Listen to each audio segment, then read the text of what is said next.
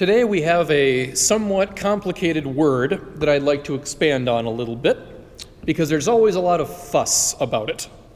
It causes a lot of arguments, and its association with religion is not always put in the most favorable light. And that word is authority. The different opinions people have about authority are many. We will not be able to cover them all, but we can address at least the three broadest categories. Some people find security in authority. They like having a president or a pope making the big decisions. Authority is to be respected for all the good that it does. And then you've got people that just can't stand authority on its general principle.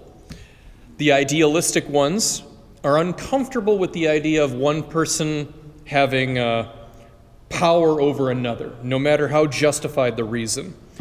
And the less than idealistic ones just don't like being told what to do. And thirdly, there are people who give authority figures the benefit of the doubt, but are very sensitive to failure. Their faith in leaders is easily shaken. And naturally, all these opinions are a part of life, and they always will be. But there is something else that could be said about authority, something that doesn't quite get enough of our attention these days. And today's the perfect day to let it sink in. In the length and breadth of an entire human life, who has the most authority over that life? Not counting God, of course. God definitely, that would be a correct answer. I mean, besides God, who has the most authority over someone's life? I will give you a hint. It's not your parish priest. It is definitely not your parish priest. It's not me. It's not Father Mike. It's not whoever baptized you or confirmed you. Priests are role models, guides, and guardians, but we can only build up on the good things that already exist in life. We are support staff. And I think you could say the same thing about teachers, all in all. On the other extreme, the highest authority of your life is not the Pope. Not really. The Pope's authority is a very unique case. We respect a Pope differently than any other world leader. We don't have time to talk about papal authority today, so let's just leave it there for now. And in other parts of public life, presidents come and go along with our bosses and celebrities. All those larger-than-life people that we constantly talk about, they are little fish when it comes to actually molding a living, breathing person. No, in the grand scheme of things, the greatest authority in life belongs to our parents. This is Holy Family Sunday, and it is not a coincidence that it comes right after Christmas.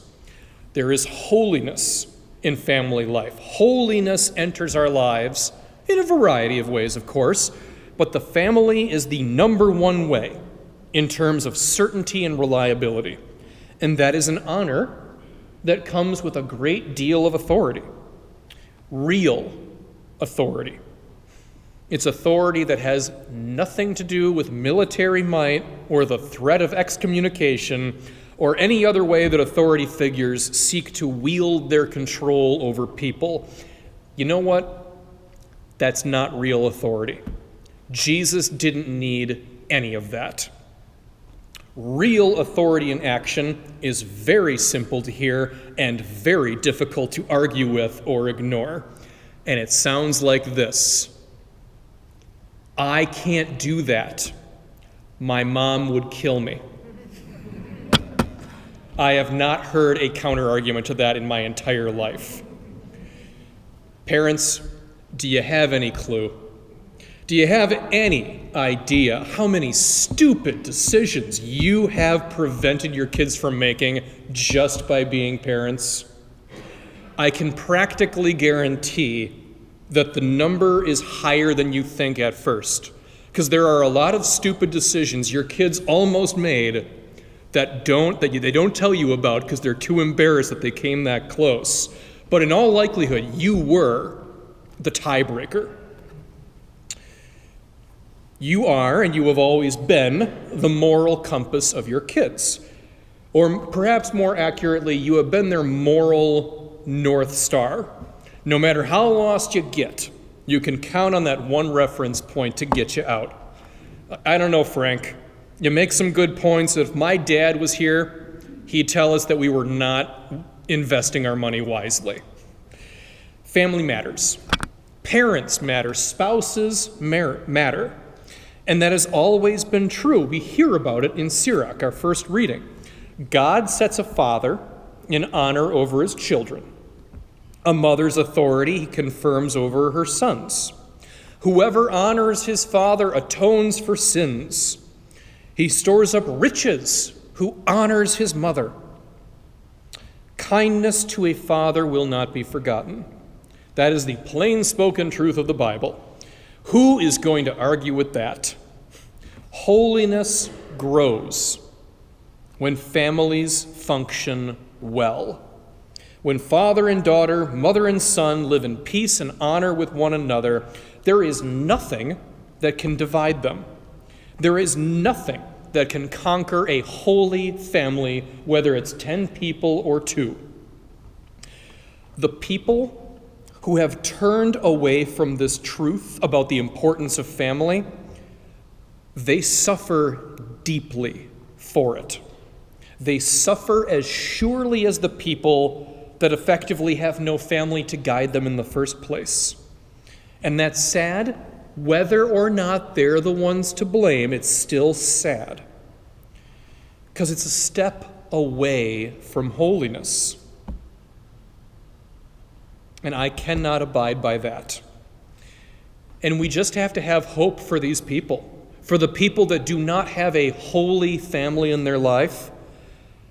I mean, the people that can't technically break the 4th commandment because they either don't have a family or they have parents who so thoroughly dishonor themselves on their own.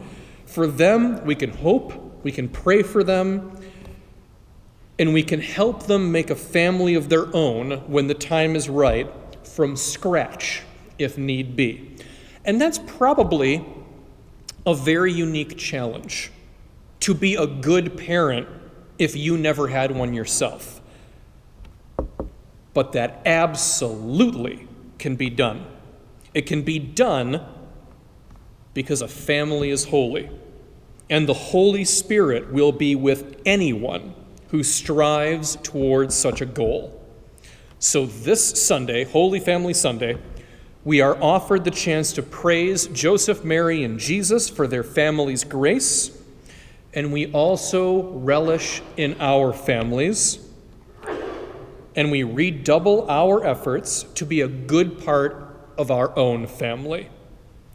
And that's true whether our family is 5 decades old or 5 days old.